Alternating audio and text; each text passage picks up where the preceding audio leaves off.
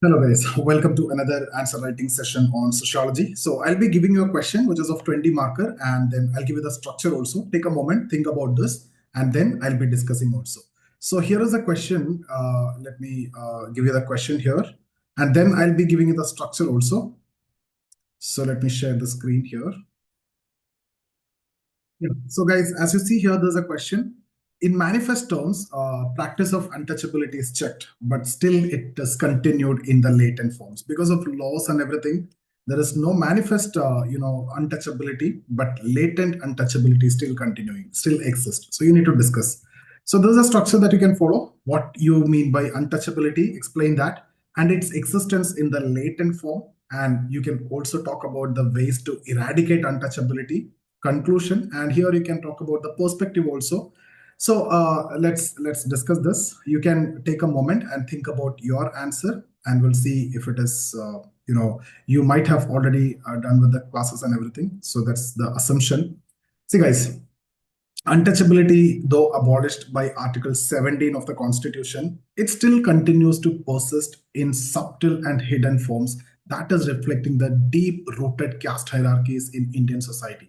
So, this is how you can write an introduction. So, in that one line, and if you want, you can proceed further. It's not just about physical, avoidance, but represent a broader concept of social distance that various castes maintain. So now that physical part, that's a manifest part is not there, but still that social distance is still continuing.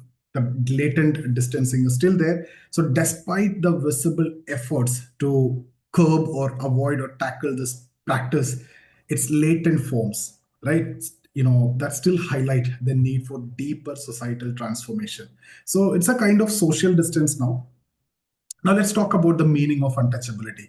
See, when we talk about untouchability, it refers to the practice of ostracizing different groups, right? So particularly the Dalits, the one which is up away from the Varna scheme, right? So Brahmin, Kshatriya, Vaishya, Shudra, and the untouchables, that's the Dalits. So by segregating them from the mainstream society, that's a kind of that's what untouchability. But now that physical untouchability, as we saw before, is not there, but still latent untouchability is there. Historically, if you see, it manifest as a social rejection and denial of basic rights and privileges perpetuated by customs and traditions. The constitution abolished untouchability under Article 17, and legal frameworks also exist to penalize its practices, but the persistence of social distancing among the caste, that underscores the limited impact of political tools to on deeply ingrained social norms. Now you can talk about the latent forms, actually, since that's about the question. Talk about existence of untouchability in the latent forms. You can say manifest forms of untouchability such as explicit discrimination have been reduced due to legal measures and civil society efforts, but latent forms that remain entrenched in various social, economic, and cultural practices. We can talk about job market, right? Certain occupations such as manual scavenging, garbage collection, the lethal work, right? Leather works, and if you see match factories are still predominantly associated with Dalits. That is perpetuating caste-based discrimination and segregation in daily life. If you see practices like using separate utensils for Dalits in tea stalls or households, and the existence of separate burial grounds are still common and practiced, especially if you see in the rural areas. Then caste-based politics. The politicization of caste identities, right, that often exacerbates social divisions and widen the gap between the caste.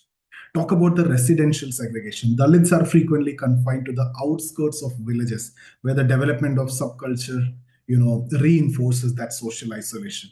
So I hope you know about subcultures and everything. We discussed that in paper one also.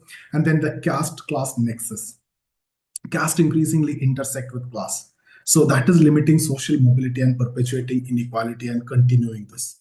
Talk about marriage practices. The endogamous marriage remained the norm, and intercaste unions often face threats of honor killing, exclusion, stigma. So that is there. Then labeling and stereotypes.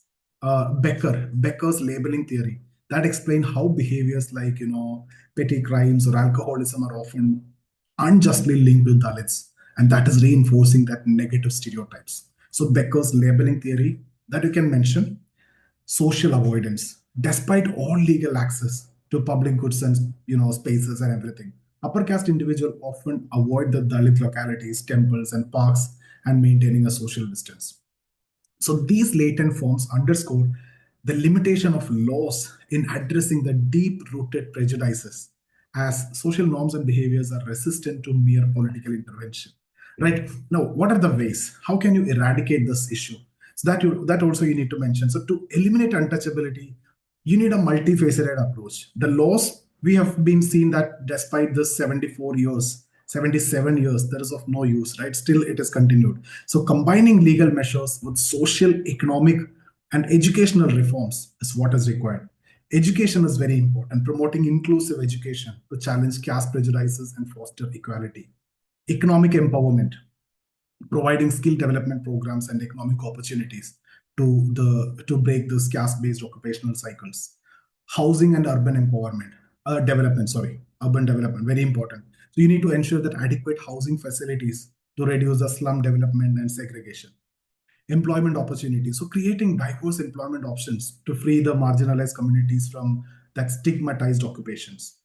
Encouragement of intercaste marriage, that will offer incentives and legal protection to promote intercaste unions. So this will go automatically. Social awareness campaign, you can see social conducting campaigns to challenge the stereotypes and encourage harmonious interactions between the caste. Then role of panchayats, encouraging village and keep this kha panchayats to take proactive steps as seen in Jin Kha panchayats attempt to reduce the caste-based discrimination. Strict law enforcement, ensuring rigorous implementation of anti-discrimination laws to deter latent practices. Then voluntary organizations, supporting NGOs and community initiatives to raise awareness and bridge caste divides. Right. So now what you can write in the conclusion. See, untouchability at its core is a social problem that cannot be solved, that cannot be resolved solely through political and legal means. It requires a combination of social, educational, and economic strategies to challenge ingrained prejudices and foster inclusivity. So political tools lay the groundwork for equality, but only a shift in societal attitudes can eradicate untouchability in both manifest and latent forms. So ensure, a truly equitable society. That's what we are looking for. So you need to abolish untouchability in both manifest and latent terms. So that's how you can answer this question. Talk about what is untouchability, what are the latent aspect which has been followed, how to eradicate untouchability, and then give a proper conclusion, and then conclude your answer. So that's about this question, guys. And thank you for attending this video. In case if you like the video, share it with your sociology friends also. And if you're looking for any mentorship program, test series, or the sociology course, check out the details in the description and consider joining that. See you in the next video.